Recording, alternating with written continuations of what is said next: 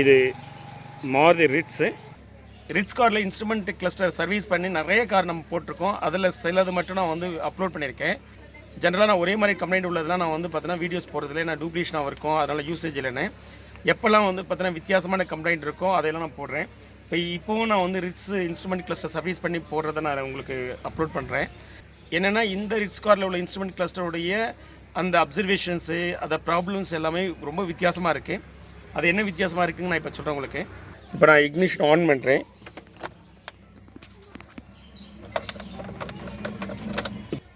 இப்போ நான் ignition on பண்ணிட்டேன். இப்போ இக்னிஷன் ஆன் பண்ணதுக்கப்புறம் பாருங்கள் உள்ள அப்சர்வேஷன்ஸ் என்னன்னா, இங்கே வந்து நமக்கு எவ்வளோ கிலோமீட்டர்ஸ் ரன் ஆகிருக்கு, எவ்வளோ ஃபியூவல் லெவல் இருக்குது அப்படிங்கிற இண்டிகேஷன்ஸை காட்டணும். இதில் காட்டல.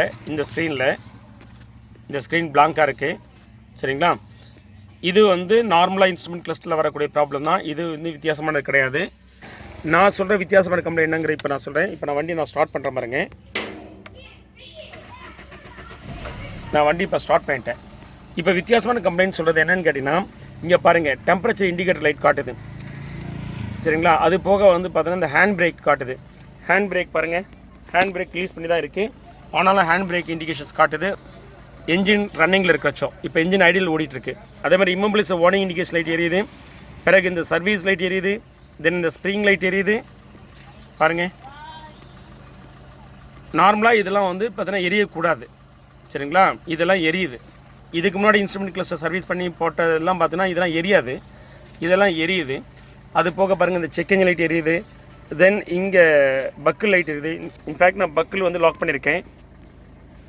பக்கிள் லாக் பண்ணியுமே பார்த்தீங்கன்னா உங்களுக்கு இந்த பக்கிள் லைட் எரியுது.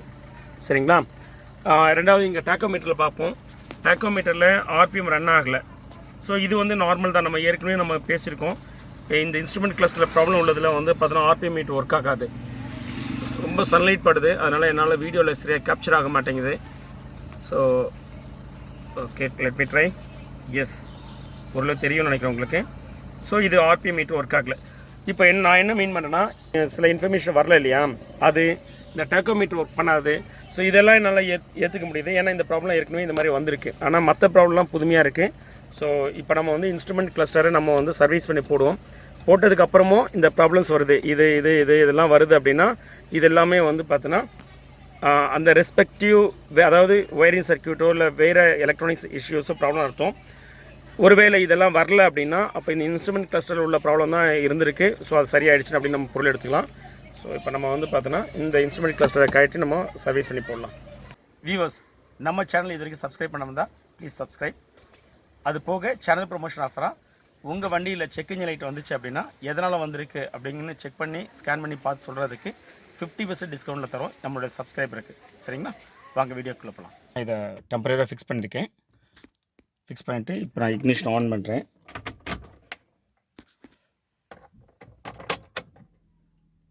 இப்போ இக்னிஷன் ஆன் பண்ண உடனே இங்கே பாருங்கள் எவ்வளோ கிலோமீட்டர்ஸ் ஓடி இருக்குது, டைமு, ஃபீவர் லெவல் இது எல்லாமே காட்டிடுச்சு. சரியா? ஸோ இந்த ப்ராப்ளம் கம்ப்ளீட்டாக சால்வ் ஆகிடுச்சு. அதுக்கு அடுத்தது என்னென்னு கேட்டிங்கன்னா, நம்ம வண்டியை நம்ம ஸ்டார்ட் பண்ணுவோம்.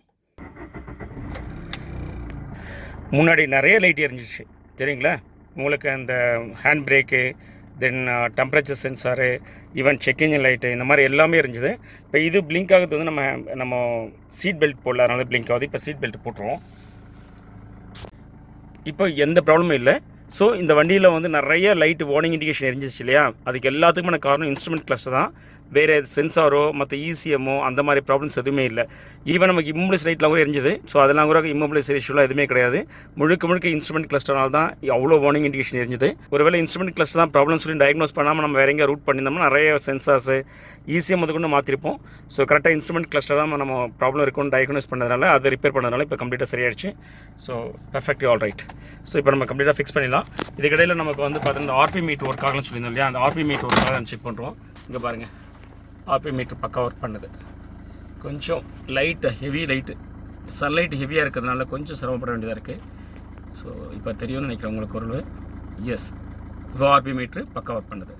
ஸோ ப்ராப்ளம் சால்வ் ஆகிடுச்சு. ஸோ இப்போ நம்ம கம்ப்ளீட்டாக இதை எல்லாத்தையும் போட்டு ஃபிக்ஸ் பண்ணிடுறேன். We CHENNAI CAR-TECH are automotive electronic professionals expertise in testing your car with advanced and latest testing tools and fix the problems. Our specialty is servicing multi-band premium cars like Mercedes-Benz, BMW, Audi, Volkswagen, Skoda, etc.